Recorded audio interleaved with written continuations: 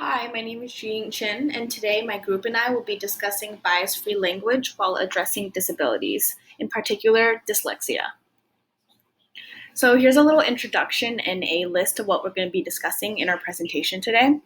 Our topic is bias-free language regarding individuals with disability, in particular dyslexia. We're also going to be covering some background information on bias-free language regarding dyslexia.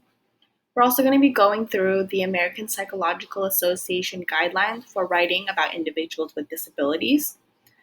We're also going to talk about choosing between first person and identity first language and some condescending and negative terminology regarding individuals with disabilities. And then we'll end it with a conclusion.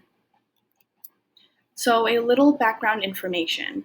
Our thesis is as stated, using bias-free language while addressing someone with dyslexia can eliminate the risk of potentially stereotyping, offending, and disrespecting the individual and others.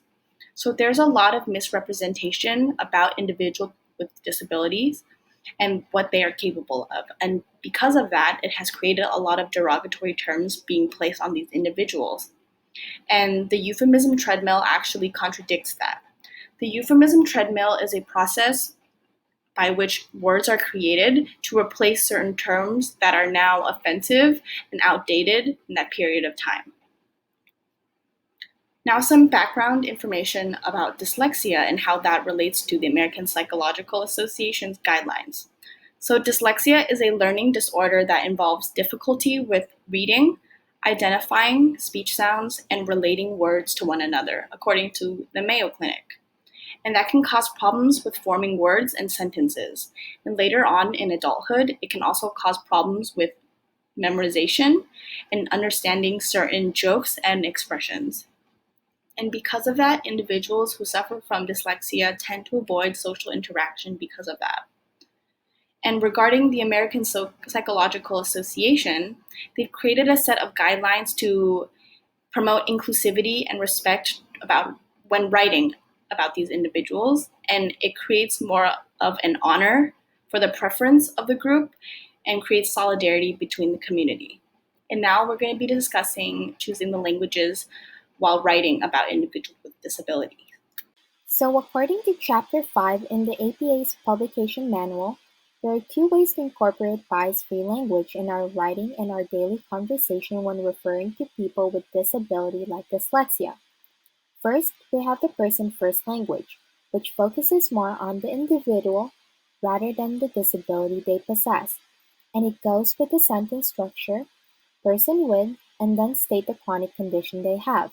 So in this case, instead of calling someone dyslexic, which can potentially offend the individual if they wish not to be described by their learning disability, it would be better to say he or she is a person with dyslexia.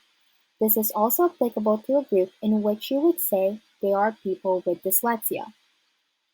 Using person-first language gives respect to that individual, as you are not assuming how they should be called, and eliminate any stereotypes revolving around their disability. At the end of the day, they are still people living their day-to-day like everyone else. There is no reason for them to feel discriminated because of their chronic health condition. However, if the person is comfortable being called by their disability or wants to be addressed this way, then we can also use identity-first language. In a language where the disability is the focus, it is okay to say dyslexic person to someone with dyslexia. What is great about this is that the individual gets to choose their identity and embrace their disability, and this is actually an expression or pride in some culture. This addition can also prevent others giving a name that could lead to misrepresentation. So, which of the two is better, person first or identity first? Well, both are actually perfectly acceptable. Imagine just using one or the other in writing or in a conversation. Saying person with dyslexia can be repetitive multiple times and compromises the dynamic of our writing and our language. If for some reason you are in doubt, don't be afraid to ask that individual on how they like to describe themselves.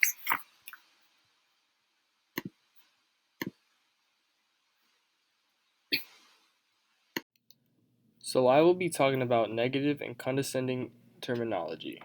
And in this case, we want to avoid language that uses pictorial metaphors or negative terms that imply restriction and uses excessive or negative labels. And instead of using words regarded as slurs, it is best and preferred to be more specific when identifying those with a disability, basically out of respect and kindness.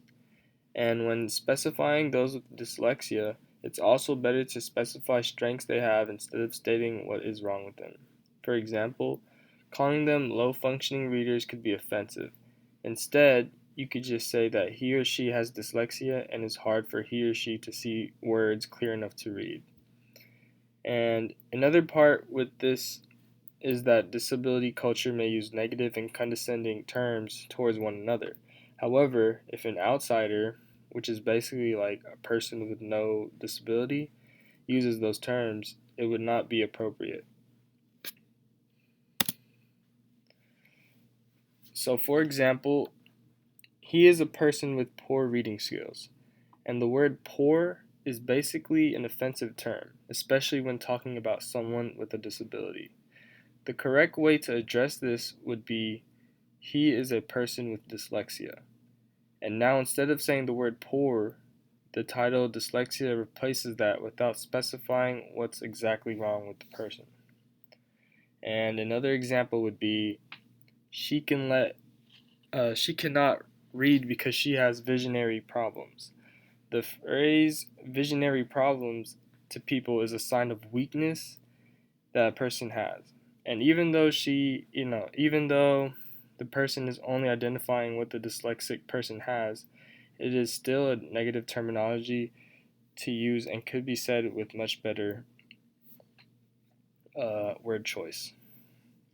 Therefore, it could be fixed with she cannot read due to her dyslexia disability. So, in conclusion, APA guidelines are important to follow because it ensures that you do not disrespect the individual you're talking about. And following these guidelines also prevents the possibility of using derogatory terms. And overall, it creates a safe and inclusive environment to openly discuss these topics with everybody.